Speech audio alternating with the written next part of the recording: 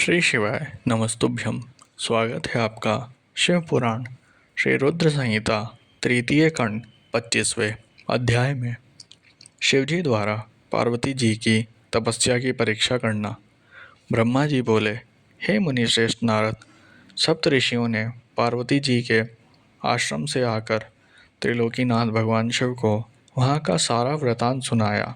सप्त ऋषियों के अपने लोक चले जाने के पश्चात शिवजी ने देवी पार्वती की तपस्या की स्वयं परीक्षा लेने के बारे में सोचा।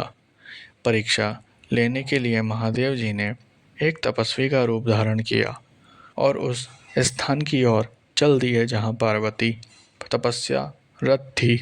आश्रम में पहुंचकर उन्होंने देखा देवी पार्वती वेदी पर बैठी हुई थी और उनका मुखमंडल चंद्रमा की कला के समान तेजोदीप्त था। भगवान शिव ब्राह्मण देवता का रूप धारण करके उनके सम्मुख पहुँचे। ब्राह्मण देवता को आया देखकर पार्वती ने भक्तिपूर्वक उनका फल फूलों से पूजन सत्कार किया। पूजन के बाद देवी पार्वती ने ब्राह्मण देवता से पूछा, हे ब्राह्मण देव, आप कौन हैं और कहाँ से पधारे हैं? मुनीश्वर, आपके परम तेज से ये पूरा वन प्रकाशित हो रहा है। कृपया कर मुझे अपने यहाँ आने का कारण बताइए। तब ब्राह्मण रूप धारण किए हुए महादेव जी बोले, मैं इच्छानुसार विचरने वाला ब्राह्मण हूँ। मेरा मन प्रभु के चरणों का ही ध्यान करता है। मेरी बुद्धि सदैव उन्हीं का स्मरण करती है। मैं दूसरों को सुखी करके खुश होता हूँ। देवी, मैं एक तपस्वी हूँ, पर आप कौन हैं? आप किसकी पुत्री हैं और इस समय इस निर्जन वन में क्या कर रही हैं? हे देवी, आप इस दुर्लभ और कठिन तपस्या से किसे प्रसन्न करना चाहती हैं?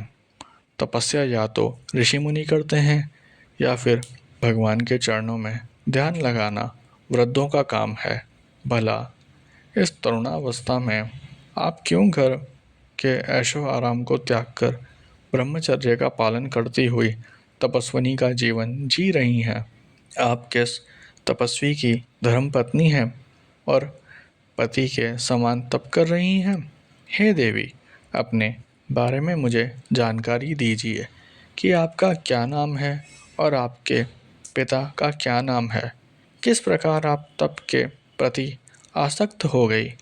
क्या आप वेदमाता गायत्री हैं, लक्ष्मी हैं अथवा सरस्वती हैं? देवी पार्वती बोली, हे मुनिश्रेष्ठ, न तो मैं वेदमाता गायत्री हूँ, न लक्ष्मी हूँ और न सरस्वती हूँ। मैं गिरिराज हिमालय की पुत्री पार्वती हूँ। पूर्व जन्म में मैं प्रजापति दक्ष की पुत्री सती थी, परंतु मेरे पिता दक्ष द्वारा मेरे पति भगवान शिव का अपमान देखकर मैंने योगाग्नि द्वारा अपने शरीर को जलाकर भस्म कर दिया था। इस जन्म में भी प्रभु शिव शंकर की सेवा करने का अवसर मुझे मिला था। मैं नियम पूर्वक उनकी सेवा में व्यस्त भी थी, परंतु दुर्भाग्य से कामदेव के चलाए गए बाण के फलस्वरूप शिवजी को क्रोध आ गया और उन्होंने कामदेव को अपने क्रोध की अग्नि में भस्म कर दिया और वहां से उठकर चले गए। उनके इस प्रकार चले जाने से मैं पीड़ित होकर उनकी प्राप्ति का प्रयत्न करने हेतु तपस्या करने गंगा के तट पर चली आई हूँ। यहाँ मैं बहुत लंबे समय से कठोर तपस्या कर रही हूँ ताकि मैं शिवजी को पुनः पति रूप में प्राप्त कर सकूं, परंतु मैं ऐसा करने में सफल नहीं हो सकी हूँ। मैं अभी अग्नि में प्रवेश करने ही वाली थी कि आपको आया देखकर ठहर गई। अब आप जाइए, मैं अग्नि में प्रवेश करूंगी क्योंकि भगवान शिव ने मुझे स्वीकार नहीं किया है। ऐसा कहकर देवी पार्वती उन ब्राह्मण देवता के सामने ही अग्नि में समा गई। ब्राह्मण देव ने उन्हें ऐसा करने से बहुत रोका, परंतु देवी पार्वती ने उनकी एक भी बात नहीं सुनी और अग्नि में प्रवेश कर लिया। परंतु देवी पार्वती की तपस्या के प्रभाव के फलस्वरूप वह धधकती हुई अग्नि में एकदम ठंडी हो गई। सहसा पार्वती आकाश में ऊपर की ओर उठने लगी।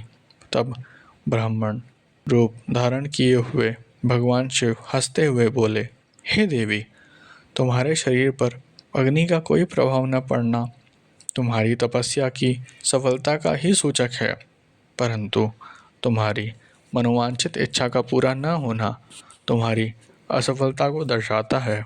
अतः देवी, तुम मुझ ब्राह्मण से अपनी तपस्या के मनोरथ को बताओ। शिवजी के इस प्रकार पूछने पर उत्तम व्रत का पालन करने वाली देवी पार्वती ने अपनी सखी को उत्तर देने के लिए कहा। उनकी सखी बोली, हे साधु महाराज, मेरी सखी गिरिराज हिमालय की पुत्री पार्वती है। पार्वती का अभी तक विवाह नहीं हुआ है। ये भगवान शिव को ही पति रूप में प्राप्त करना चाहती है। इसी के लिए वह 3000 वर्षों से कठोर तपस्या कर रही है। मेरी सखी पार्वती ब्रह्मा, विष्णु और देवराज इंद्र को छोड़कर पिनाक पाणी भगवान शंकर को ही पति रूप में प्राप्त करना चाहती है। इसलिए यह मुनि नारद की आज्ञा अनुसार कठोर तपस्या कर रही है। देवी पार्वती की सखी की बातें सुनकर जटाधारी तपस्वी का वेश धारण किए हुए भगवान शिव हंसते हुए बोले, देवी, आपकी सखी ने जो कुछ मुझे बताया है मुझे परिहास जैसा लगता है। यदि फिर भी यही सत्य है तो पार्वती, आप स्वयं इस बात को स्वीकार करें और मुझसे इस बात को कहें।